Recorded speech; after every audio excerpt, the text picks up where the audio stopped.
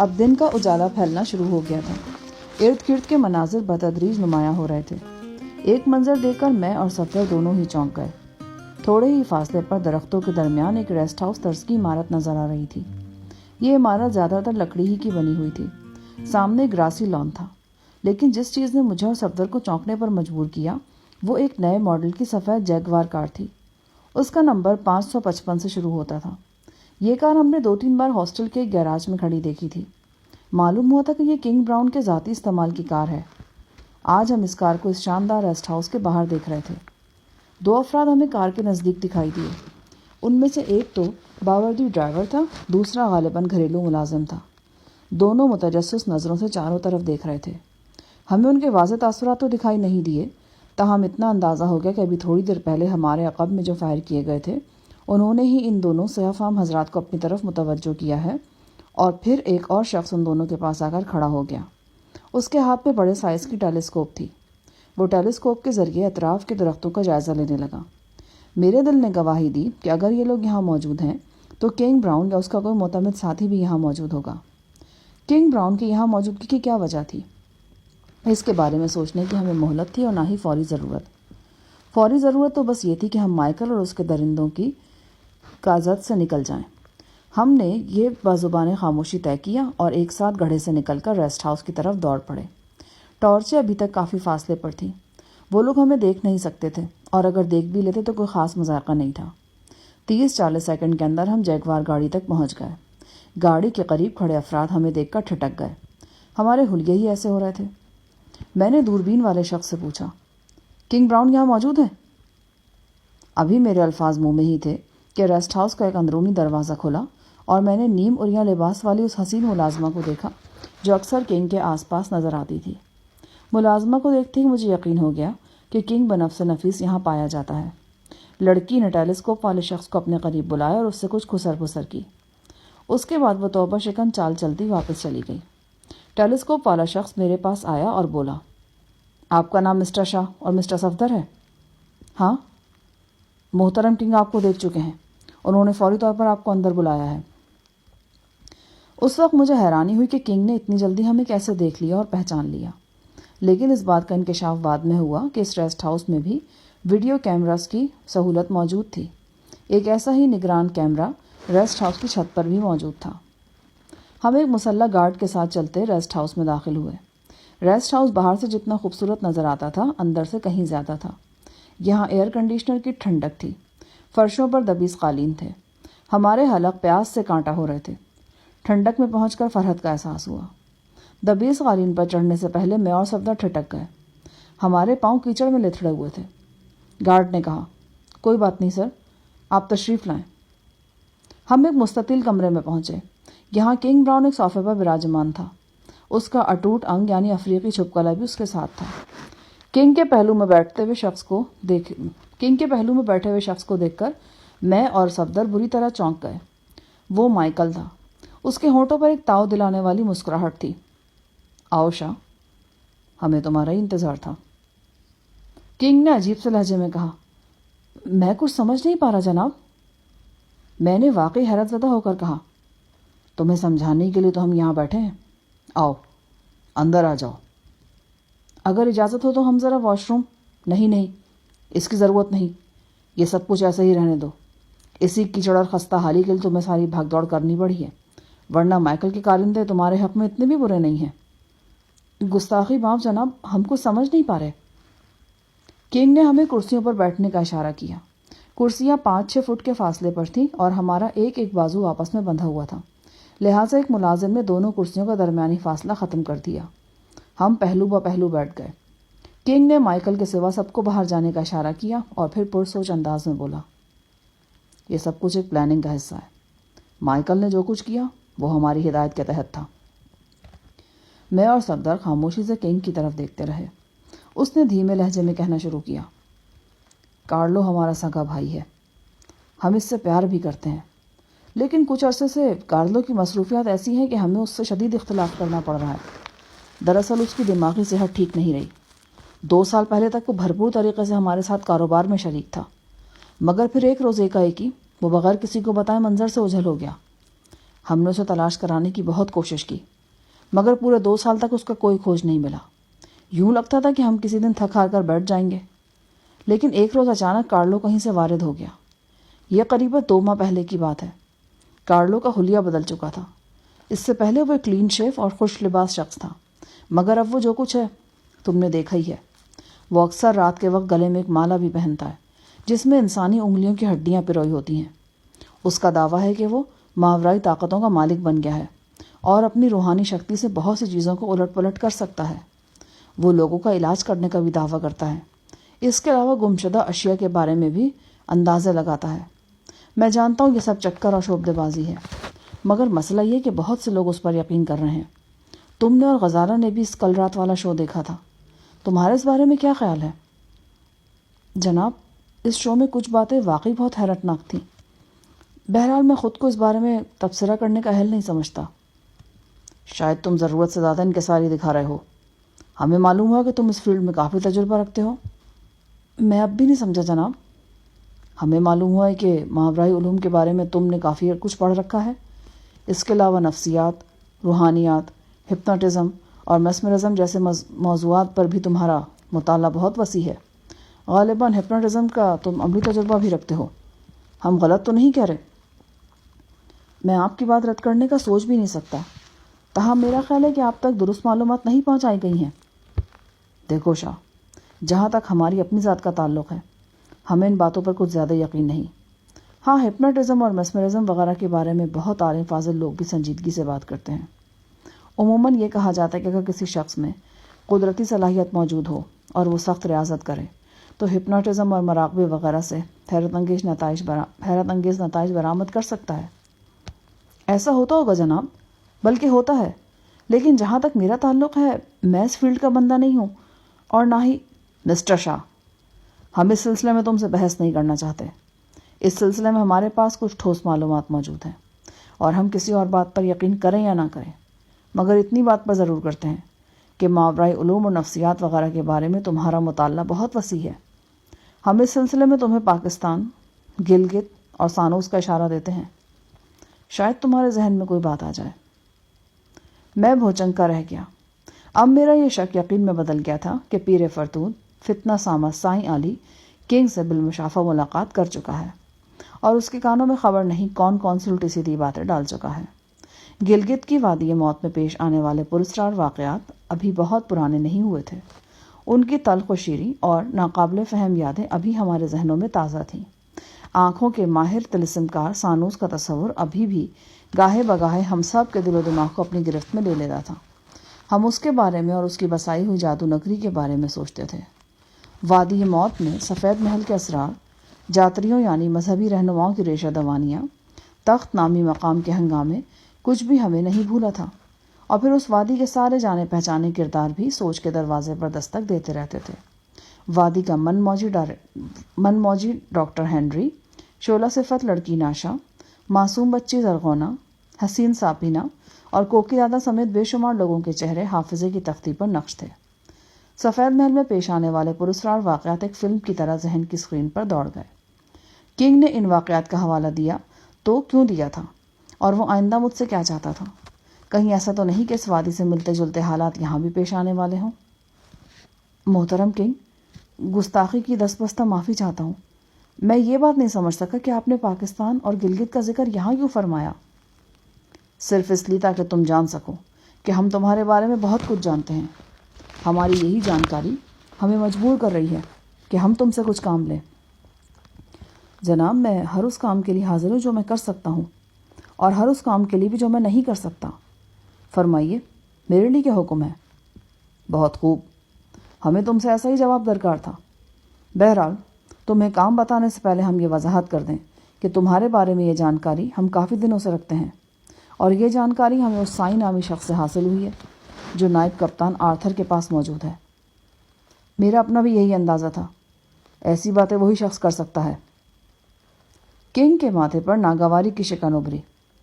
تمہارے منہ سے تکرار ہمیں اچھی نہیں لگ رہی۔ میں معافی چاہتا ہوں جناب، آئندہ احتیاط کروں گا۔ کنگ کی پیشانی پر کچھ دیر تک ناگواری کی شکن برقرار رہی، پھر وہ گہری سانس لے کر بولا، ہم تمہیں اور تمہارے دوست کو کارلو کی طرف بھیج رہے ہیں۔ تم ٹرسٹ کے 2 مفرور مکینوں کی حیثیت سے وہاں جاؤ گے۔ یہاں سے 20-25 میل دور شمال کی طرف جنگل میں زار نامی جھیل کے پاس وہ جگہ ہے جہاں اس وقت کارلو موجود ہے۔ زار جھیل کے کنارے جنگل میں ایک مقامی قبیلہ آباد ہے، اسے لارس کہا جاتا ہے۔ قبیلے کے لوگوں کو لارسی بھی کہتے ہیں۔ اس قبیلے کے یہاں موریتانیہ میں کئی ایک شاخیں ہیں۔ لارسی کسی حد تک پراسرار اور الگ تھلگ رہنے والے لوگ ہیں۔ یہ آگ کی پوجا کرتے ہیں۔ اس قبیلے کا سردار نہ صرف سیاستداں ہوتا ہے بلکہ طبیب، کاہن اور جادوگر بھی سمجھا جاتا ہے۔ میں نے جو معلومات حاصل کی ہیں ان کے مطابق زار جھیل کے کنارے رہنے والے لارسیوں کا سردار کافی بوڑھا ہے۔ کہا جاتا ہے کہ اس کی عمر 100 سال سے زائد ہے، مگر وہ اب بھی اچھی خوراک کھاتا ہے اور اپنی عورت کے ساتھ سوتا ہے۔ اس کا ایک بیٹا ہے جس کی عمر صرف 18 برس ہے۔ وہ اپنے ہم شکل بیٹے کو اپنے بے مثال صحت کے ثبوت کے طور پر ہر وقت اپنے ساتھ رکھتا ہے۔ اس سردار کا نام اس کے کیریکٹر ہی کی طرح عجیب و غریب ہے۔ اسے سردار بوغات کہا جاتا ہے۔ مقامی زبان کے اس لفظ کا مطلب تم نہ ہی پوچھو تو اچھا ہے۔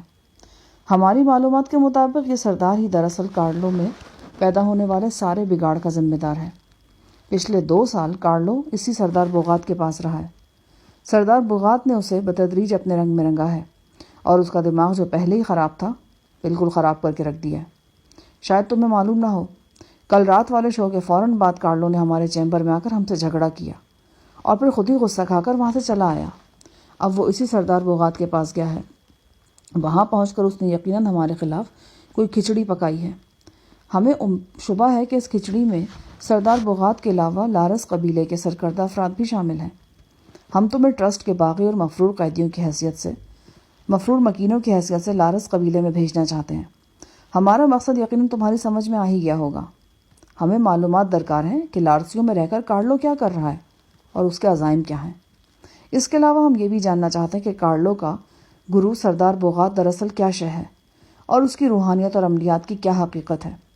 ہماری سمجھ میں اس کام کے لیے تم سے بہتر شخص کوئی نہیں آ سکا۔ تمہارا دوست صفدر تمہارا بہترین معاون ثابت ہو سکتا ہے۔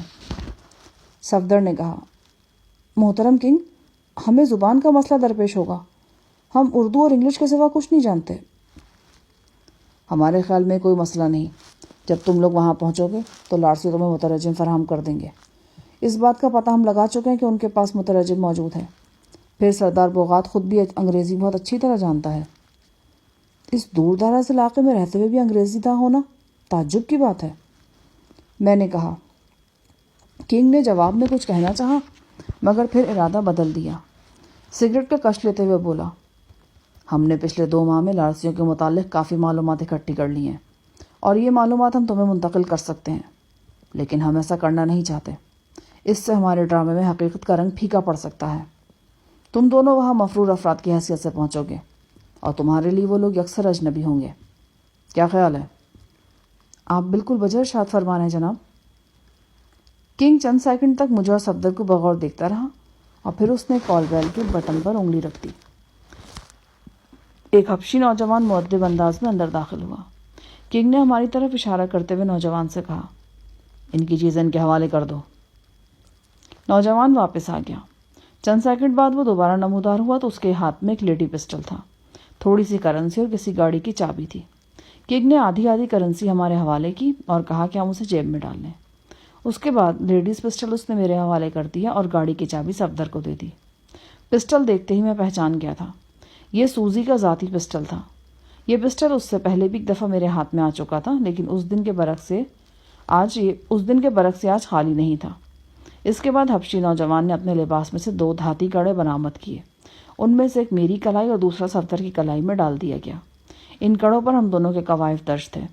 ایسے کڑے ماریا ٹرسٹ میں موجود ہر بردے کے ہاتھ میں نظر آتے تھے۔ کنگ نے اپنی جگہ سے اٹھتے ہوئے کہا، ہم ذرا جلدی میں ہیں، باقی کی تمام ہدایات تمہیں مائیکل سے مل جائیں گی۔ ہم امید کرتے ہیں کہ تم دونوں خود کو اس ذمہ داری کا اہل ثابت کرو گے جو ہم نے تم پر ڈالی ہے۔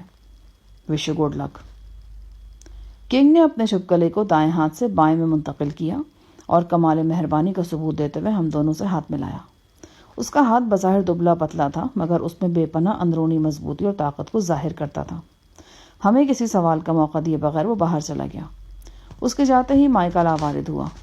شاہ جہان، ہماری اب تک کی اطلاعات کے مطابق سردار بوغات ایک نہایت ہی جہاں دیدہ اور ہوشیار شخص کا نام ہے۔ وہ اس عمر میں بھی یہ صلاحیت رکھتا ہے کہ ہر معاملے میں بال کی کھال نکال سکے۔ جو پلاننگ ہم نے کی اس کی کامیابی کا دار و مدار اسی پر ہے کہ ہر کام بالکل درست ہو اور اس میں کسی قسم کا سقم نہ تلاش کیا جا سکے۔ اور بات صرف سردار ہی کی نہیں ہے، خدا کے فضل سے ہمارے اپنے اندر بھی بہت سے ایسے مہربان ہیں جو ہمارا بھانڈا پھوڑ سکتے ہیں، لہٰذا جو اسٹوری ہم بنا رہے ہیں یہ ہر لحاظ سے مکمل ہونی چاہیے۔ اسٹوری کیا ہے؟ صفدر نے پوچھا۔ اسٹوری یہ ہے کہ شاہ جہان کے ساتھ انچارج سوزی کے خفیہ تعلقات تھے، اور یہ تعلقات ہرکلس پر ہی شروع ہو گئے تھے۔ ٹرسٹ کے اندر بھی سوزی اور شاہ جہان اکثر مل ملاپ کرتے رہتے تھے۔ بعد ازاں جب پروفیسر اللہ دتا کے سلسلے میں سوزی نے غفلت برتی اور سزا کے طور پر اس کے ساتھ مار پیٹ کی گئی اور اس کے رخسار کو سگریٹ سے داغا گیا تو وہ در پردہ کنگ سے دشمنی پر اتر آئی۔ اسی نے اپنے اور تم دونوں کے فرار کا منصوبہ تیار کیا۔ اس منصوبے پر نہ جانے کب عمل ہوتا، لیکن اسی دوران میں تم لوگوں کو اتفاقاً ایک زبردست موقع فراہم ہو گیا۔ کل رات 2:30 اچانک ٹرسٹ میں الیکٹرک پاور کا بریک ڈاؤن ہو گیا اور پورے 2 گھنٹے تک نگرانی کا نظام درہم برہم رہا۔ سوزی اپنی گاڑی میں تم دونوں کو ٹرسٹ سے نکالنے میں کامیاب ہو گئی، مگر جلد ہی نگرانی پر مامور عملے کو تم تینوں کے فرار کا علم ہو گیا اور انہوں نے تمہارا پیچھا شروع کر دیا۔ یہ ایک طویل تعاقب ثابت ہوا۔ اسی تعاقب کے دوران میں فائرنگ بھی ہو گئی، سوزی کو گولی لگی اور وہ ہلاک ہو گئی۔ تم لوگوں نے اس کی لاش چلتی گاڑی میں سے باہر پھینک دی، تاہم اس کا پسٹل اپنے قبضے میں لے لیا۔ سوزی کے بعد گاڑی صفدر نے ڈرائیو کی۔ سوزی کی ہلاکت کے 10-15 منٹ بعد ہی گاڑی کا ایندھن ختم ہو گیا اور اسے چھوڑ کر تم دونوں کو بھاگنا پڑا۔ بے آباد علاقے میں ایک طویل تعاقب کے بعد آخر تم لوگ بچ نکلنے میں کامیاب ہو گئے اور گرتے پڑتے زار جھیل تک پہنچے۔ میری بات سمجھ رہے ہو نا؟ میں اور صفدر خاموش رہے۔ کیا بات ہے؟ چپ کیوں ہو گئے ہو؟ کیا سوزی کو واقعی مار دیا گیا ہے؟ میں نے پوچھا۔ کہ سوال تم کیوں پوچھ رہے ہو؟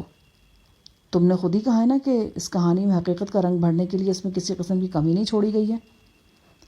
فی الحال میں تمہارے سوال کا جواب نہیں دے سکتا، اور میرا خیال ہے کہ ہمارے اصل موضوع سے اس سوال کا تعلق بھی نہیں ہے۔ ہمارے پاس وقت بہت کم ہے اور ہمیں جو کچھ کرنا ہے ذرا جلدی کرنا ہے۔ اس نے ہمیں دکھانے کے لیے بے قراری سے اپنی رسٹ واچ دیکھی اور پھر جیسا اچانک اسے کچھ یاد آیا وہ میری طرف دیکھ کر مسکرایا۔ تمہاری گھڑی کہاں ہے شاہ جہان؟ وہیں جہاں تم نے اتروائی تھی، میں نے بھی معنی خیز انداز میں کہا۔ یعنی اسکریپ کے ڈھیر میں؟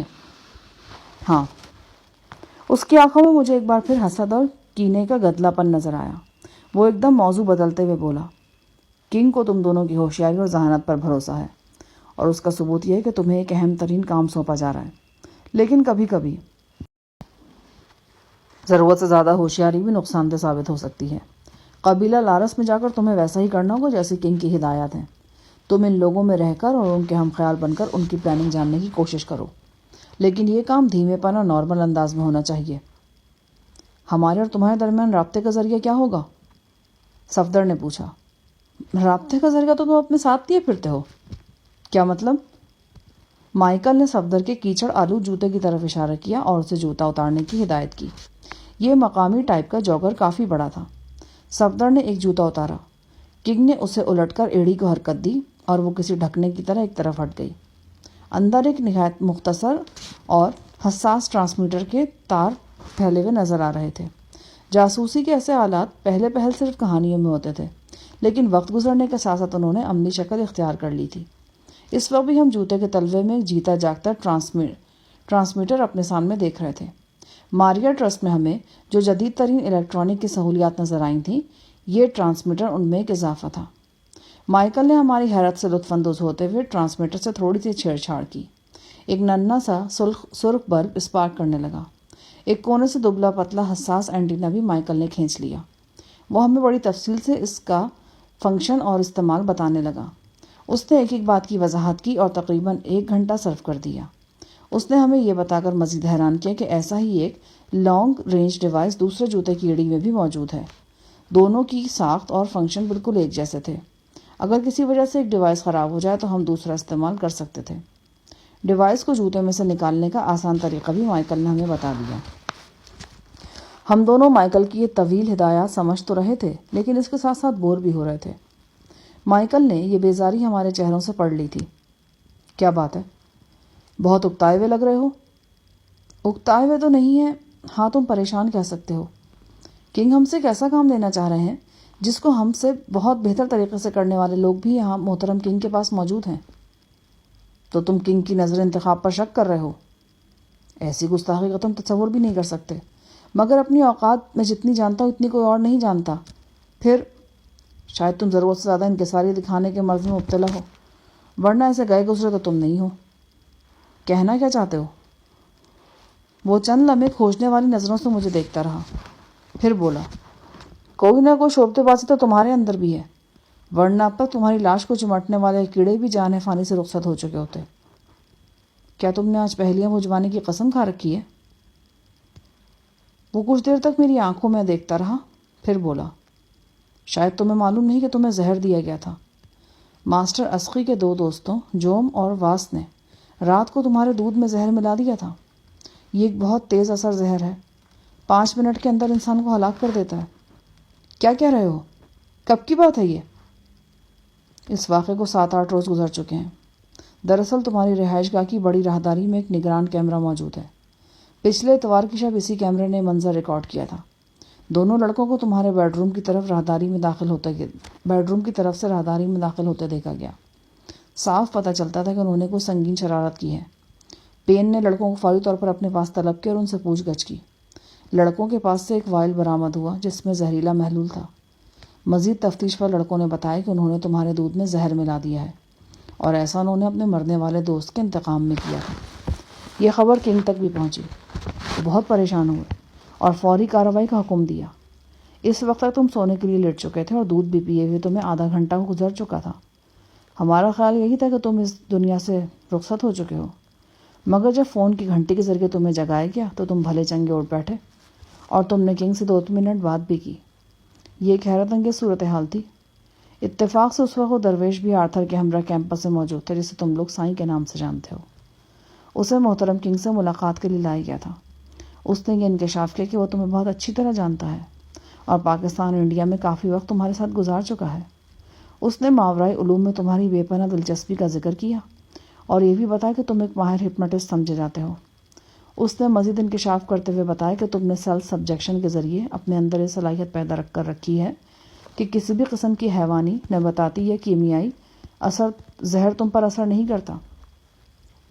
درویش کی باتوں کو شروع میں تو زیادہ سنجیدگی سے ہم نے نہیں لیا۔ ہمارا اولین خیال یہی تھا کہ شاید تم نے دودھ استعمال ہی نہیں کیا۔ ایک دوسرا خیال یہ بھی تھا کہ شاید DX نامی اس زہریلے محلول میں وہ خاصیت ہی نہیں جس کے لیے وہ مشہور ہے۔ ہم نے وائل میں موجود محلول کے چند ڈراپ سے ایک گردے پر تجربہ کیا۔ وہ 2-3 منٹ کے اندر تڑپ کر مر گیا۔ اس کے بعد تمہاری بے خبری میں تمہاری خوابگاہ سے دودھ کا خالی گلاس اٹھوایا گیا۔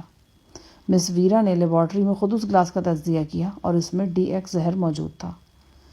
تم تو اس رات مزے سے سوئے رہے اور ہم شدید الجھن میں گھرے رہے۔ درویش کی یہ بات سچ ثابت ہو رہی تھی۔ اس نے کہا تھا کہ اگر ہمیں بھی اس قسم کا شک ہے تو ہم اس تجربے کو تم پر دہرا کر دیکھ سکتے ہیں۔ اسے اپنی بات پر پختہ یقین تھا۔ میں اور صفدر حیرت کے شکنجے میں کسے ہوئے تھے اور مائیکل کی باتیں سن رہے تھے۔ وہ لطف اندوز ہو رہا تھا، مگر شاید اس کے پاس وقت کم تھا، لہٰذا وہ زیادہ تفصیل میں نہیں جا رہا تھا۔ وہ بولا، اگلے روز صبح تم نے ناشتے میں جو اورنج جوس پیا وہ بھی موت کا جام تھا۔ جتنے زہر نے بردے کی جان لی تھی اس سے 1.5 گنا زہر اورنج جوس میں موجود تھا، مگر تم وہ جوس بھی ٹکار کر بھلے چنگے گھومتے پھرتے رہے۔ درویش سائی نے اس روز محترم کنگ کو تمہارے بارے میں کئی باتیں بتائی تھیں اور کئی انکشافات بھی کیے۔ اب معلوم نہیں ان میں سے کتنی باتیں درست تھیں اور کتنی غلط۔ بہرحال کوئی نہ کوئی شعبے بازی تو ہے نا جس کے سبب تم اب تک زندہ ہو۔ مائیکل کی باتوں پر یقین کرنے کو میرا جی نہیں چاہ رہا تھا، مگر یہ اندازہ بھی ہو رہا تھا کہ وہ جھوٹ نہیں بول رہا۔ اس کو جھوٹ بولنے کی ضرورت بھی کیا تھی؟ اور ویسے بھی ڈکٹا فونز اور ویڈیو کیمروں کا سایہ یہاں ہر جگہ موجود تھا۔ میری ذات کے ساتھ کچھ ایسے کمالات منسوب کیے جا رہے تھے جن کا علم مجھے بھی نہیں تھا، یعنی مجھے بتایا جا رہا تھا کہ میں خود اپنے لیے بھی چھپا رستم ہوں۔ عجیب بات تھی، مجھے 2 بار خطرناک زہر دیا گیا اور میں اس سے بے خبر رہا، اور میرا جسم کب اس سے بے خبر تھا؟ یہ صلاحیت مجھ میں کب پیدا ہوئی یا کب سے موجود تھی؟ میرے فرشتوں کو بھی خبر نہ ہو سکی۔ بھوک اور پیاس سے ہم دونوں کا برا حال تھا، لیکن مائیکل نے کھانے پینے والی کوئی چیز ہمارے قریب نہیں آنے دی۔ وہ ہمیں خستہ حالی و نیم جانی وہ ہماری خستہ حالی اور نیم جانی برقرار رکھنا چاہتا تھا تاکہ جب ہم گرتے پڑتے لارسیو کے علاقے میں داخل ہوں تو ہماری اداکاری بڑے بڑوں کے چھکے چھڑا دیں۔ وہ ایک طویل سفر تھا، گرمی، حبس اور پریشانی کا سفر۔ افریقہ کا بے رحم سورج ہمارے سروں پر چمک رہا تھا، جسم سے پسینہ دھاروں کی صورت میں بہہ رہا تھا، مگر اب بہہ بہہ کر خشک ہو گیا تھا۔ بس جسم کے اڑیا حصوں پر سوئیاں چبھتی محسوس ہوتی تھیں اور بے حال کر دیتی تھیں۔ ہمیں مسلسل پیدل چلتے ہوئے اب قریباً 6 گھنٹے ہو چکے تھے۔ کسی وقت میں اور صفدر کسی سایہ دار درخت کے نیچے رک جاتے اور اپنے سامنے دور تک پھیلی ہوئی زرد لمبی گھاس اور کٹی پھٹی زمین کو دیکھتے۔ کہیں کوئی متنفس نظر نہیں آ رہا تھا۔ اس بے آماں دوپہر میں چرند پرند بھی کہیں کونے خدروں میں جا چکے تھے۔ بس افریقہ کی موٹی مکھیاں تھیں جو سایہ دار جگہوں پر بھنبھناتی نظر آتی تھیں۔ یہ ایک گلہری نما خاکستری جانور تھا جو کسی وقت تیزی سے ہمارا راستہ کاٹتا ہوا گزر جاتا تھا۔ جو ہم شمال کی سمت بڑھ رہے تھے، زمین کا رتیلا پن کم ہو رہا تھا اور جھاڑ جھنکار بڑھتا جا رہا تھا، تاہم پانی اب بھی کہیں نظر نہیں آیا تھا۔ پیاس سے ہمارا یہ حال تھا کہ کہیں کوئی کائی نما جوہر بھی نظر آتا تو ہم اسے منرل واٹر کا سا احترام دیتے۔ شاہ جہاں صاحب، آپ میرے جوتے پہن لیں۔ صفدر نے میرے زخمی پاؤں کو دیکھتے ہوئے تیسری بار مجھے پیشکش کی۔ یار میرے پیر تو زخمی ہو ہی چکے ہیں، اب تیرے بھی ہو جائیں گے، فائدہ کیا؟ ویسے بھی تمہارے جوتے پہن کر مجھے یہی لگے گا کہ میں کار کی ڈکی میں ہیروئن کی کھیپ رکھ کر اسلام آباد میں گھوم رہا ہوں۔ وہ کیوں؟ وہ اس لیے کہ تمہارے جوتوں میں ٹرانسمیٹر نصب ہے۔ قبائلیوں کے لیے ایک جواز ہوگا کہ تمہیں دیگ میں زندہ ابال کر کھا جائیں۔ اچانک صفدر بری طرح ڈگمگا گیا۔ اس کا پاؤں پنڈلی تک نرم زمین میں دھنس گیا۔ او خدایا! اس کے منہ سے بے ساختہ نکلا۔ یہ دلدلی علاقہ شروع ہو گیا تھا۔ افریقی جنگلوں میں واقع آدم خور دلدلوں کے بارے میں ہم نے بہت کچھ سن رکھا تھا۔ یہ ویسی دلدل تو نہیں تھی، پھر بھی رگوں پہ میں ایک سنسنی سے دوڑتی محسوس ہوئی۔ اس کے ساتھ ہی ایک طرح کی خوشی کا احساس ہوا۔ نرم زمینی ثمر کی گواہ تھی کہ کہیں آگے پانی کی شکل بھی نظر آئے گی۔ ہم لمبی گھاس میں احتیاط سے قدم بڑھاتے ہوئے آگے بڑھنے لگے۔ صفدر نے خشک ہونٹوں پر زبان پھیرتے ہوئے کہا، جم کاربٹ کی کہانیاں یاد آ رہی ہیں۔ ایسے ماحول میں اس نے ایک افریقی تیندوے کا ذکر کیا تھا۔ او یار، ہوش سے کام لو، تیندوے کی عمر بڑی لمبی ہوتی ہے، اور جن چیزوں کی عمر لمبی ہوتی ہے وہ یاد کرنے پر حاضر بھی ہو جاتی ہیں، اور ہمارے پاس صرف ایک لیڈیز پسٹل ہے۔ صفدر کی حاضر جوابی اسے یقیناً جواب دینے پر آمادہ کر دیتی، مگر گلے میں پڑے کانٹے اسے بولنے سے روک رہے تھے۔ ریسٹ ہاؤس سے یہاں تک خشک لمبی گھاس اور جھاڑ جھنکاڑ میں ہم نے بغیر رکے سفر کیا تھا اور مسلسل ان حالات کے بارے میں سوچتے رہے تھے جو ہمیں آئندہ پیش آنے والے تھے یا آ سکتے تھے۔ یہ سب کچھ ایک خواب جیسا لگ رہا تھا۔ آدھی رات کے بعد ماریا ٹرسٹ سے ہمارا نکلنا، مائیکل اینڈ کمپنی کا ویران علاقے میں ہمارا تعاقب کرنا، پھر ریسٹ ہاؤس میں کنگ سے ہماری چونکا دینے والی ملاقات، اور پھر اس منصوبے کا افشا جو نہ جانے کتنے دنوں سے ترتیب دیا جا رہا تھا۔ ریسٹ ہاؤس میں مائیکل نے جو گفتگو کی تھی وہ بار بار میرے کانوں میں گونج رہی تھی، خاص طور سے گفتگو کے وہ حصے جن کا تعلق سائیں علی اور اسقی کے دوستوں سے تھا۔ مائیکل کا دعویٰ تھا کہ مجھے خطرناک زہر دیا گیا تھا اور یہ زہر مجھ پر بے اثر رہا تھا۔ سائیں نے اس حوالے سے جو بیانات دیے تھے وہ قابل غور تھے۔ میری طرح صفدر کو بھی یقین نہیں تھا کہ خطرناک زہر میرے معدے میں پہنچنے کے باوجود بے اثر رہا ہے۔ وہ اسے بھی کسی گہری چال سے تعبیر کر رہا تھا۔ اچانک ایک خیال بجلی کی طرح میرے ذہن میں کوندا اور دماغ میں روشنی سی بھر گئی۔ میرا ہاتھ بے اختیار اپنے سینے پر پہنچ گیا۔ مجھے وہ سوئی یاد آ گئی جو کئی روز پہلے سائیں نے پراسرار طور پر مجھے چبھ ہوئی تھی اور بھاگ گیا تھا۔ اس جگہ مجھے کئی روز جلن ہوتی رہی تھی اور ہلکا بخار بھی رہا تھا۔ نہ جانے کیوں میرے دل نے گواہی دی کہ سوئی اور زہر خارنی میں گہرا تعلق ہے جس کا ذکر چند گھنٹے پہلے مائیکل نے کیا ہے۔ صفدر کی نگاہ میرے چہرے پر تھی۔ شاید وہ میرے تاثرات سے میرے سوچ کو بھانپنے کی کوشش کر رہا تھا۔ اس سے پہلے کہ وہ کچھ بولتا ہم دونوں کو چونکنا پڑا۔ ہمیں ایک جگہ بکری کی بہت سی مینگنیاں نظر آئیں۔ یہ مینگنیاں ایک طرح سے آبادی اور رہائش کی علامت تھیں۔ کچھ آگے ہمیں چند درختوں کے کٹے ہوئے تنے دکھائی دیے، پھر ایک پگڈنڈی نما راستہ نظر آیا۔ اس راستے کے گرد کہیں کہیں جانوروں کا فضلہ وغیرہ بھی تھا۔ یقیناً ہم کسی آبادی کے قریب پہنچ رہے تھے۔ یہ وہ آبادی ہو سکتی تھی جو ہماری منزل تھی، اور اس کے علاوہ بھی کوئی گاؤں یا دیہات ہو سکتا تھا۔ پھر دور سے ایک انسانی آواز ہمارے کانوں میں پڑی اور ہم اس کی جانب دیکھنے پر مجبور ہو گئے۔ کھجور کے بلند و بالا درخت پر ایک ننگ دھڑنگ سیاہ وجود نظر آ رہا تھا۔ اس نے ہمیں پکارا تھا اور اب اپنی لمبی باریک آواز میں کسی اور کو پکار رہا تھا۔ چند سیکنڈ بعد ایسی ہی ایک دو آوازیں اور سنائی دی، یہ بھی کھجور کے بلند درختوں میں سے آئی تھیں۔ ہم اپنی جگہ ٹھٹک کر رک گئے۔ پیچھے ہٹنے کا کوئی سوال پیدا نہیں ہوتا تھا اور آگے بڑھنے میں بھی اندیشہ تھا۔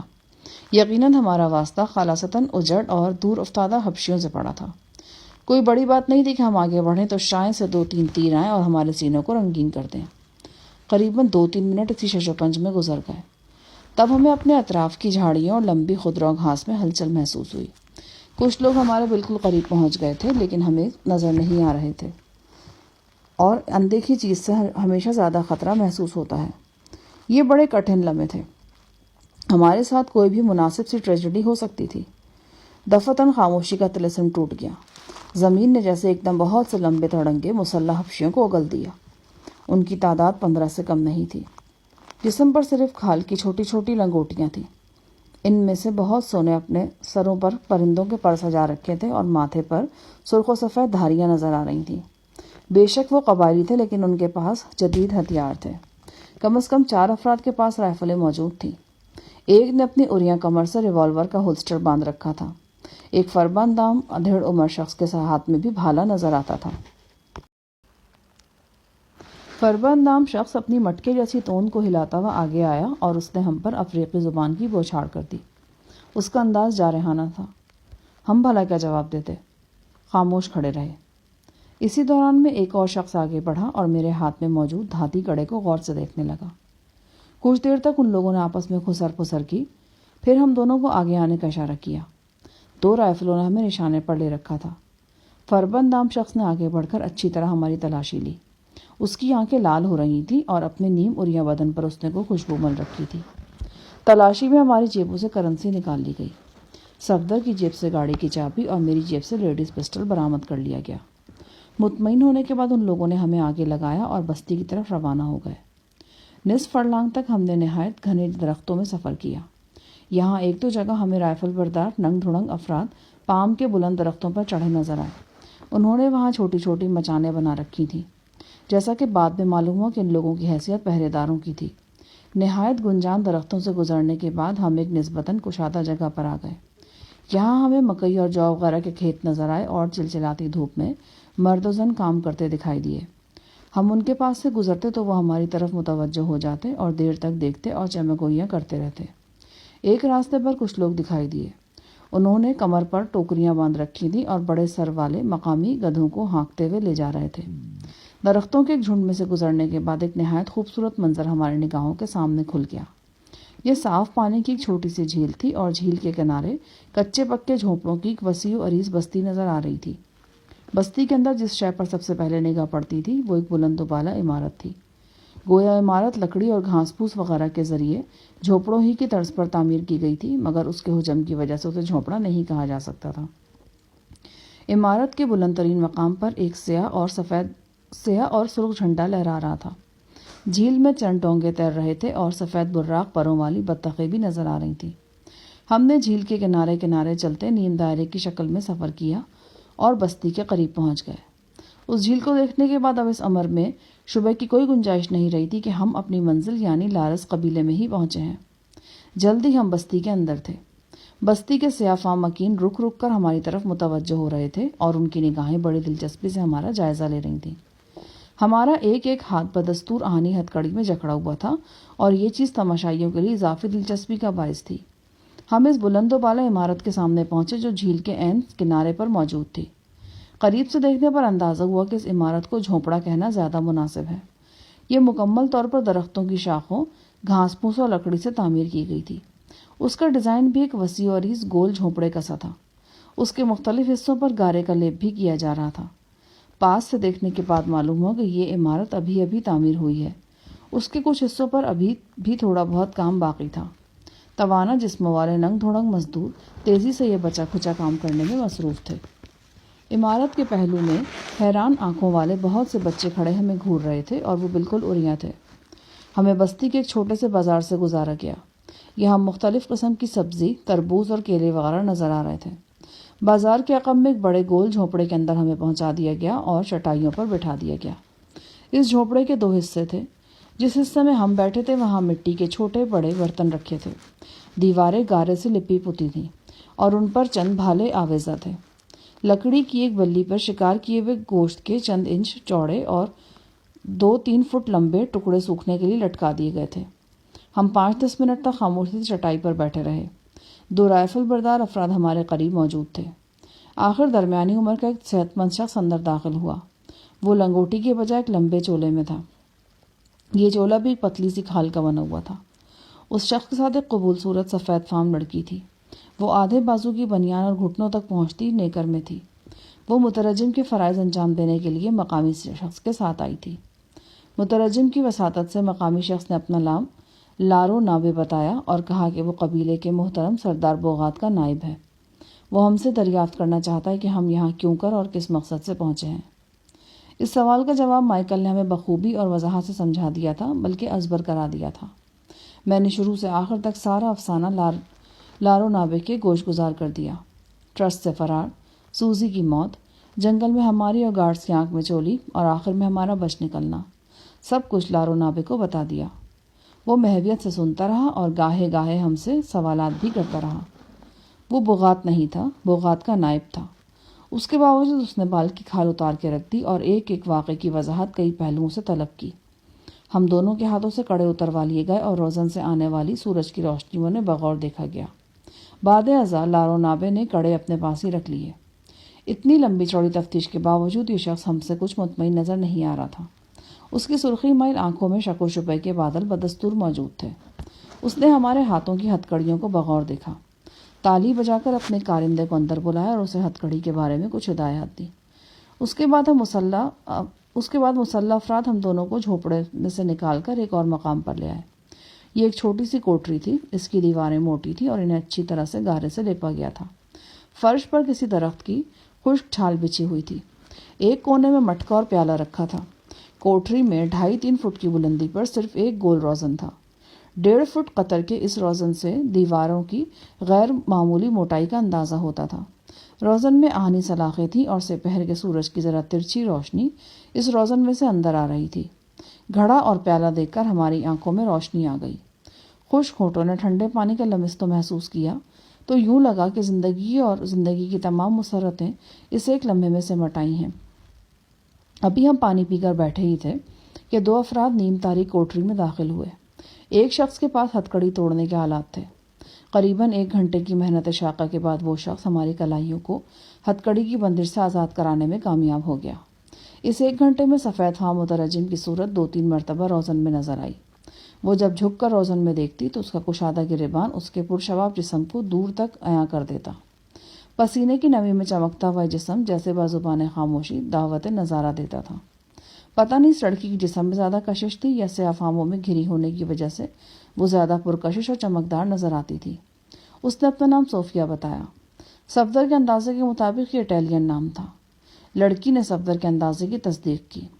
उसने कहा, आप लोग यहाँ इत्मीनान से रहें और आराम करें। नायब सरदार का रवैया आपके लिए लचकदार है, मगर ये लचक इसी सूरत में बरकरार रह सकती है कि आपने झूठ ना बोला हो। वो और सरदार बोगात सिर्फ सच सुनना पसंद करेंगे, लिहाजा अगर कोई बात आपने छुपाई है तो वो ज़ुबान पर ले आएं, इसमें आपकी बेहतरी होगी। और अगर हम बेहतरी ना चाहें तो फिर झूठ बोलें और अपनी ज़िंदगी का खात्मा बिलखैर करें, क्योंकि लारसी सरदार के सामने झूठ बोलने की कम से कम सज़ा मौत है। अगले 2 रोज़ हमने इसी कोठरी में बंद होकर गुजारे। ये कोठरी हैरत अंगेज़ तौर पर चिलचिलाती धूप में भी ज़्यादा गर्म नहीं होती थी। हमें 3 वक्त खाना मुहैया किया जा रहा था। ये खाना दूध, मकई की नमकीन या मीठी रोटी, चावल, गाय के गोश्त और तरकारी पर मुश्तमिल होता। गोश्त हम नहीं खाते थे क्योंकि उसे देखते ही कई किस्म के खदशात हमारे जहन में परवान चढ़ने लगते थे। पानी का जायका कुछ बदला बदला था, मगर इस बेअमा गर्मी में पानी का मिलना ही गनीमत था। हमारी हथकड़ी खोल दी गई थी और खाना लाने वालों का रवैया भी नरम था, मगर कोठरी से बाहर 1-2 मुसल्ला पहरेदार 24 घंटे मौजूद रहते। रात को हैवानी चर्बी का चिराग कोठरी में जलाया जाता तो सख्त भूख महसूस होती। चिराग बुझाने के बाद सुकून महसूस होता, मगर उसके साथ ही मच्छर भिनभिनाना शुरू कर देते। उसके बाद एक दूसरी तरह की बदबू का सामना करना पड़ता। ये बदबू उस तेल की होती थी जो मच्छर से बचने के लिए जिस्म के खुले हिस्सों पर लगाया जाता था। فرصت کے لمحات میں غزالہ کی یاد بھی بڑی شدت کے ساتھ آتی۔ میں کوٹری سے باہر پھیلی ہوئی چاندنی کو دیر تک دیکھتا رہتا اور اس کے بارے میں سوچتا رہتا۔ وہ آج کل میرے بارے میں بہت فکر مند رہتی تھی۔ ویسے تو جنگل کی وہ راتیں بڑی سنسنی خیز تھیں۔ رات گئے جنگلی جانوروں کی دور افتادہ آوازیں بھی سنائی دیتی تھیں۔ ان میں ایک باریک تیز چیخ جیسی آواز بھی شامل ہوتی، جس کے بارے میں مجھے اور صفدر کو شک تھا کہ یہ چیتے یا تیندوے کی آواز ہے۔ ہمیں صبح کے وقت 2-3 مرتبہ گھمانے پھرانے کے لیے باہر نکالا جاتا۔ اس دوران میں 3 مسلح افراد ہمارے ساتھ مسلسل رہے۔ لارس قبیلے کی یہ بستی ایک درمیانے سائز کے قصبے سے چھوٹی نہیں تھی۔ بستی کو 2 طرف سے جھیل کے پانی نے گھیرے میں لے رکھا تھا۔ باقی 2 جانب بڑی محنت سے کانٹے دار جھاڑیوں کے انبار لگا کر فصیل سی بنا دی گئی تھی۔ مزید احتیاط کے طور پر اس فصیل کے اندر گارے اور مٹی کی 6-7 فٹ اونچی دیوار بھی بنی ہوئی تھی۔ اس حصار سے باہر نکلنے کے لیے 2 جگہ راستے موجود تھے۔ میرا اور صفدر کا مشترکہ خیال تھا کہ ہمارے بارے میں کوئی حتمی فیصلہ ہونے تک ہمیں عالم برزخ میں رکھا گیا ہے۔ غالباً ہمیں کوٹری میں بند رکھ کر ہمارے بیانات کی صحت جانچی جا رہی تھی۔ یہ معلوم کیا جا رہا تھا کہ کیا واقعی ہمارے ساتھ وہ کچھ ہوا ہے جس کا ہم نے دعویٰ کیا ہے، یا پھر یہ کوئی چال ہے۔ تیسرے روز الگ صبح صفدر نے مجھے جھنجھوڑ کر جگا دیا۔ کیا قیامت ٹوٹ پڑی ہے صبح صبح؟ ٹوٹی تو قیامت ہی ہے، لیکن یہ صبح صبح نہیں ہے، 10 بج رہا ہے، صفدر نے کہا اور روزن کی طرف اشارہ کیا۔ روزن میں سے قیامت کا شور ہماری آرام گاہ میں داخل ہو رہا تھا۔ یہ ڈھول پیٹے جانے کا شور تھا، اور یہ کوئی تنہا ڈھول نہیں تھا۔ درجنوں ڈھول تھے جو ایک ساتھ پوری طاقت سے بجائے جا رہے تھے۔ شاید یہ لوگ اپنے مرے ہوئے بزرگوں کو قبروں سے برآمد کرنے کا ارادہ رکھتے تھے، یا پھر کانوں کے پردے پھاڑنے کا کوئی مقابلہ جاری تھا۔ صفدر بولا، مجھے تو لگتا ہے سردار اور اس کے مصاحب ہمارے ساتھ لنچ کرنا چاہتے ہیں، اس لیے ہمیں جگانے کے لیے ڈھول بجا رہے ہیں۔ لیکن یہ لنچ ہمارے ساتھ کیوں کرنا چاہتے ہیں؟ ہو سکتا ہے ہمارے بیانات کی تصدیق نہ ہو سکی ہو، لہٰذا وہ ہمارے ساتھ لنچ کرنا چاہتے ہو، یعنی ہمیں بھون کر کھانا چاہتے ہو۔ بڑی اچھی باتیں کر رہے ہو آج کل صفدر۔ زندگی کی شام نظر آنے لگے جناب، تو اچھی باتیں کرنی چاہیے۔ میں نے رکوع کے انداز میں جھک کر روزن سے باہر جھانکنے کی کوشش کی۔ ایک عجیب منظر نظر آیا۔ ایک درمیانے سائز کے سیاہ ہاتھی پر بے شمار رنگ پھینک کر اسے ٹیکنیکلر کر دیا گیا تھا۔ ایک حبشی جو خود بھی رنگوں سے لتڑا ہوا تھا اس ہاتھی پر کھڑا تھا اور بے ڈھنگا سا رقص کر رہا تھا۔ ہاتھی کے ارد گرد مرتزن نے گھیرا بنا رکھا تھا اور ڈھول کی سماعت شکن تھاپ پر ناچ رہے تھے۔ جلدی یہ منظر نگاہوں سے اوجھل ہو گیا۔ اسی دوران میں ہماری کوٹری کا دروازہ کھلا اور ایک دراز قد حبشی لڑکی خوشبو میں بسی ہوئی اندر داخل ہوئی۔ اس کے بالوں میں ایک بڑا سا جنگلی پھول سجا تھا اور گلے میں مالا تھی۔ ایک مختصر چرمی لباس اس کے بالائی جسم پر تھا اور یہ اسے ڈھانپ کم اور دکھا زیادہ رہا تھا۔ وہ چرمی لنگوٹی جو اس کے زیریں جسم پر تھی گھٹنوں سے 1 فٹ اوپر ہی کہیں اختتام پذیر ہو گئی تھی۔ لڑکی نے سفید دانتوں کی نمائش کی اور 2 لباس ہماری خدمت میں پیش کر دیے۔ یقیناً وہ یہی چاہتی تھی کہ ہم اپنے پھٹے پرانے خستہ حال لباس اتار کر یہ خلت فاخرہ پہن لیں۔ لڑکی کے جانے کے بعد ہم کافی دیر تذبذب میں رہے۔ آخر صوفیہ روزن میں نمودار ہوئی اور اس نے زور دے کر ہمیں کہا کہ ہم یہ لباس تبدیل کر لیں، کیونکہ ہمیں عزت مآب سردار کی خدمت میں پیش ہونا ہے۔ صوفیہ کی آواز ڈھولوں کی دھمک میں بمشکل سنائی دے رہی تھی۔ صفدر نے پوچھا، یہ باہر کیا شور شرابہ ہو رہا ہے؟ یہ بوما مکمل ہونے کی خوشی منائی جا رہی ہے۔ یہ جشن آج رات بھر جاری رہے گا۔ بوما؟ یہ کیا بھلا ہے؟ اوہ سوری، بوما دراصل افریقی زبان میں رہائش گاہ کو کہتے ہیں، لیکن جس بوما کا میں ذکر کر رہی ہوں وہ عبادت گاہ ہے۔ تم نے جھیل کے کنارے بلند و بالا عمارت دیکھی ہوگی نا جس پر جھنڈا لہرا رہا ہے؟ وہی بوما ہے۔ قبیلے کے لوگوں نے 8 ماہ کی شب و روز محنت کے بعد اسے تیار کیا ہے۔ آج سے اس میں عبادت شروع کی جا رہی ہے۔ صوفیہ کے جانے کے بعد ہم نے لباس تبدیل کیا اور یہ اسکرٹ نما چیز تھی۔ یہ جسم کو گھٹنوں سے لے کر کندھوں تک ڈھانپتی تھی، تاہم ایک کندھا اوریا رہتا تھا۔ یہ کسی جانور کی کمائی ہوئی نرم کھال تھی جس پر رنگ سے داغ دھبے ڈالے گئے تھے۔ صفدر نے تعریفی نظروں سے مجھے دیکھتے ہوئے کہا، لگتا ہے کہ آپ نے اب تک جو بھی لباس پہنتے رہے نا وہ آپ کے لیے نہیں تھے۔ آپ کا اصل لباس تو یہی ہے۔ کاش میرے پاس کیمرہ ہوتا اور میں آپ کی ایک تصویر اتار سکتا۔ کاش تمہارے پاس کیمرہ ہوتا اور میں سے توڑ کر تمہاری بات کا صحیح جواب دے سکتا۔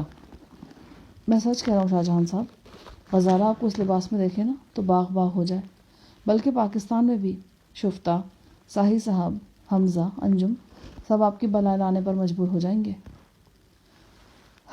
سینے سے ایک آہسی نکل گئی۔ صفدر نے روانی میں کیسا فقرہ بول دیا تھا! اس ایک ہی جملے نے ذہن کے پردے پر کئی منموہنے چہرے اجاگر کر دیے۔ وہ سبھی ہمارے پیارے تھے، ہمارے دکھ درد کے ساتھی اور ہمارے اندر کی آن جان تھے۔ ہماری جان ان کے اندر تھی۔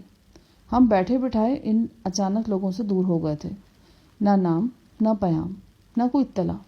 ان سب کو سوچوں اور اندیشوں کی سولی پر چڑھا کر ہم سینکڑوں ہزاروں میل دور آ بیٹھے تھے، اور یہ کوئی 2-4 روز کی بات نہیں تھی، اب مہینوں گزر چکے تھے۔ چند روز پہلے میں نے ارادہ کیا تھا کہ کیمپس میں جا کر کنگ سے درخواست کروں گا کہ اس سے کہوں گا کہ وہ پاکستان میں میرا ٹیلی فونک رابطہ کرا دے۔ میں صرف اپنے ساتھیوں کو اپنی خیریت کی اطلاع دینا چاہتا ہوں، لیکن اس ارادے کو عملی جامہ پہنانے سے پہلے ہی مجھے اور صفدر کو ایک ٹرسٹ سے فرار کروایا گیا، اور اب ہم دونوں گھنے جنگلات میں گھری ہوئی اس جھیل کے کنارے موجود تھے۔ یہ مقام ٹرسٹ سے سینکڑوں میل کے فاصلے پر نہیں تھا، پھر بھی جدید سہولتوں سے آراستہ ٹرسٹ کے مقابلے میں یہ جگہ پتھر کے زمانے کی بستی ہی لگتی تھی۔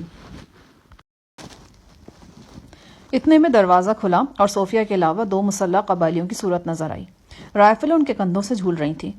انہوں نے ہماری طرف دوستانہ انداز میں دیکھا اور صوفیہ نے بتایا کہ عبادت گاہ بوما میں عبادت شروع ہونے سے پہلے ایک تقریب ہو رہی ہے، ہمیں بھی اس تقریب میں شامل ہونا ہے۔ ہم صوفیہ کے ساتھ عظیم الشان بوما کے سامنے پہنچے۔ بوما کا بچا کھچا کام آج مکمل ہو چکا تھا۔ اس کے عین سامنے جھیل کے کنارے ایک بڑا سا پنڈال بنایا گیا تھا۔ یہاں رنگدار لباس پہنے سینکڑوں مرد و زن جمع تھے۔ بوما کی دہلیز سفید پتھر کی 3 سیڑھیوں سے منسلک تھی۔ ان سیڑھیوں کے ایک سرے پر مٹی کا بڑا سا پیالہ رکھا تھا۔ اس پیالے کا قطر 2 فٹ کے لگ بھگ تھا۔ اس میں ایک سفید محلول چمک رہا تھا۔ جیسا کہ بعد میں معلوم ہوا وہ ہتنی کا دودھ تھا۔ ہم دونوں کو بھی تماشائیوں کے درمیان بٹھا دیا گیا۔ بوما کے سامنے ایک چبوترا تھا جس کے گرد تقریباً 3 درجن ڈھولچی جمع تھے اور بڑے بڑے نقاروں کو جوش و خروش سے بجا رہے تھے۔ اس شور کے سبب کان پڑی آواز بھی سنائی نہیں دیتی تھی۔ چبوترے پر 10-15 سیاہ فام دوشیزائیں کوئی مذہبی رقص پیش کر رہی تھیں۔ ان میں سے ہر ایک کے ہاتھ میں خنجر تھا اور وہ والہانہ رقص کے دوران اس خنجر کو بڑی وحشت سے حرکت دیتی تھیں۔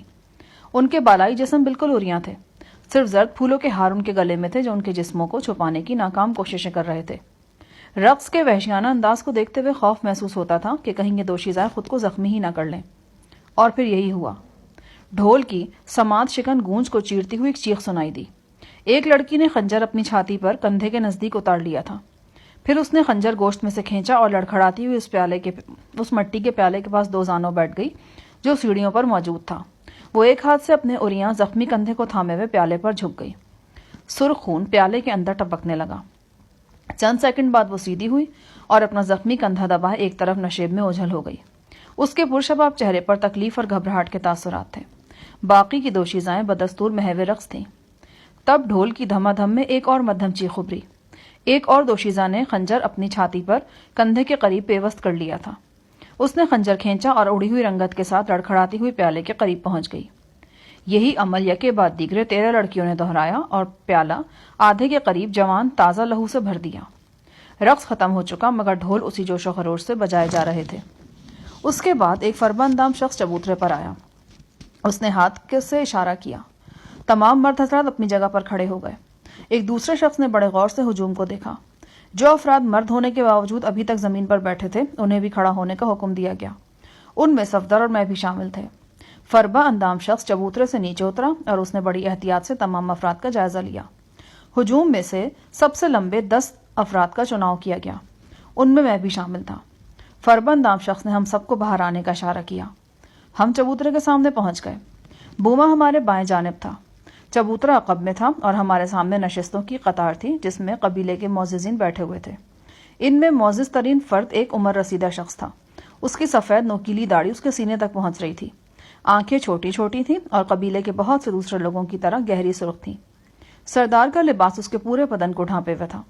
اس کے سر پر نایاب پرندوں کے پروں کا ایک تاج تھا۔ سردار کی شخصیت پراسرار اور باروب تھی۔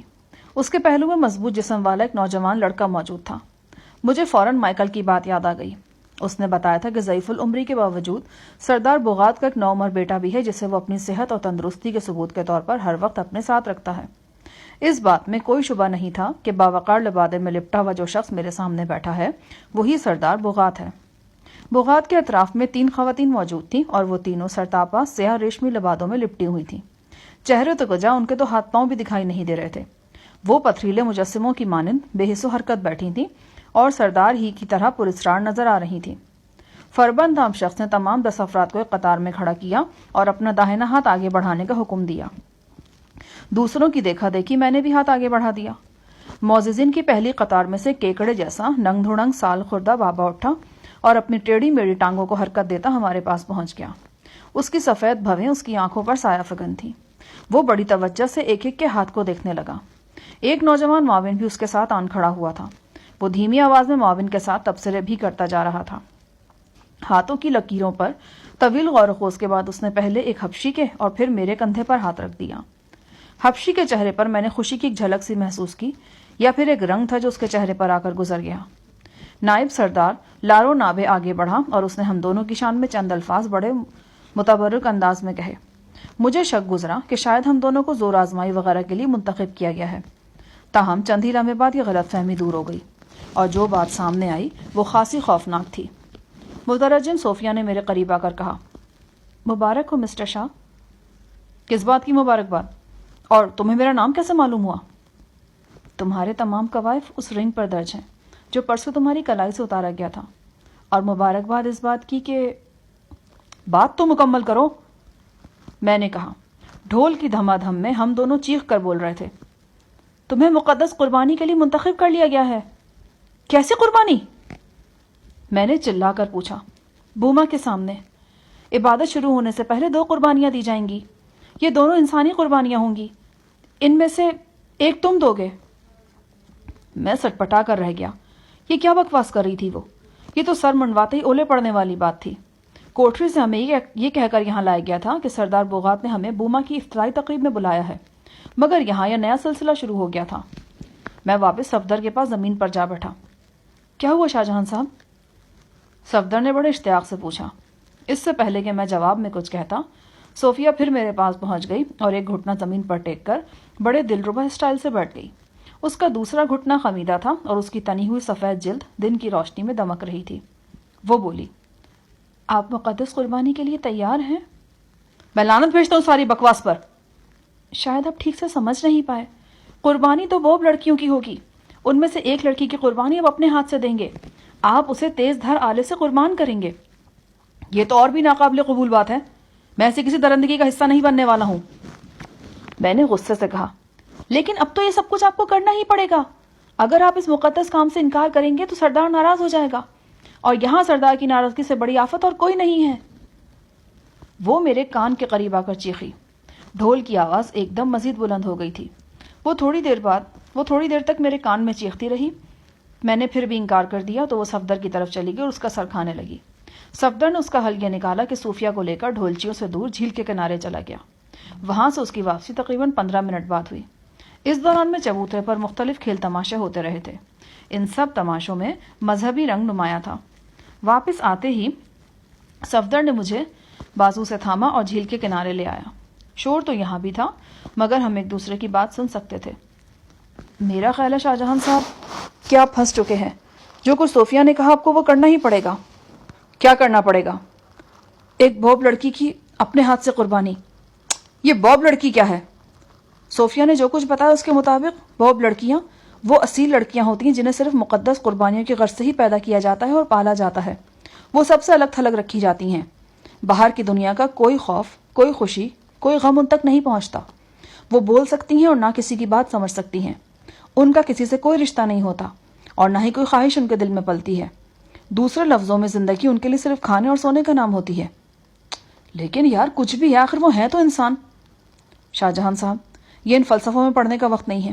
اگر آپ اپنے ہاتھ سے اس لڑکی کے گلے پر چھری نہیں چلائیں گے تو کوئی اور چلا دے گا۔ آپ کی چھری نہ چلانے سے رسم نہیں بدلے گی اور نہ ہی وہ ساری غیر انسانی رسوم ختم ہوں گی جو یہاں پائی جاتی ہیں۔ ہاں یہ ضرور ہوگا کہ مقدس قربانی کی توہین پر یہ لوگ ابھی مشتعل ہو کر ہمیں اس دار فانی سے رخصت کر دیں گے۔ مگر گستاخی معاف جناب، میں آپ کی بات کاٹ رہا ہوں۔ صوفیہ کی باتوں سے پتہ چلتا ہے کہ مقدس قربانی کے لیے منتخب ہونا یہ لوگ بہت بڑا اعزاز سمجھتے ہیں۔ کوئی اگر اس اعزاز کو ٹھکرائے تو بہت بڑا گناہ ہے۔ ایسی حرکت ان لوگوں کو بے حد مشتعل کر دے گی اور وہ فوری طور پر ہماری جان کے در پر ہو جائیں گے۔ 5-10 منٹ تک میرے اور صفدر کے درمیان مکالمہ ہوا۔ صفدر کی دلیلوں میں وزن تھا اور اس کا پلڑا مجھے خود بھی بھاری محسوس ہو رہا تھا۔ کچھ ہی دیر بعد صوفیہ بھی وہاں پہنچ گئی۔ وہ میرے انکار پر حواس باختہ نظر آتی تھی۔ صفدر اور صوفیہ نے مل کر مجھے اس ناپسندیدہ فعل کے لیے نیم آمادہ کر لیا۔ اسی دوران میں چبوترے کی طرف ہلچل محسوس ہوئی۔ ہم نے ایک سفید فام دراز قد لڑکی کو دیکھا۔ اس کے سنہری بال بکھرے ہوئے تھے اور جانور کی طرح اس کے گلے میں رسی نظر آ رہی تھی۔ لڑکی خاصی صحت مند اور سرخی مائل تھی۔ یقیناً اس کی خوراک وغیرہ کا خصوصی دھیان رکھا گیا تھا۔ تاہم لڑکی کے چہرے پر کوئی تاثر نہیں تھا۔ کسی غبی شخص کی طرح وہ خالی خالی نگاہوں سے ہجوم کو دیکھ رہی تھی۔ اس کے گلے سے رسی نکال دی گئی۔ تب دو لمبی تڑنگی حبشی عورتیں آگے بڑھیں۔ ان میں سے ایک کے شانے بہت چوڑے تھے اور پیشانی پر کسی تیز دھار آلے کا پرانا زخم تھا۔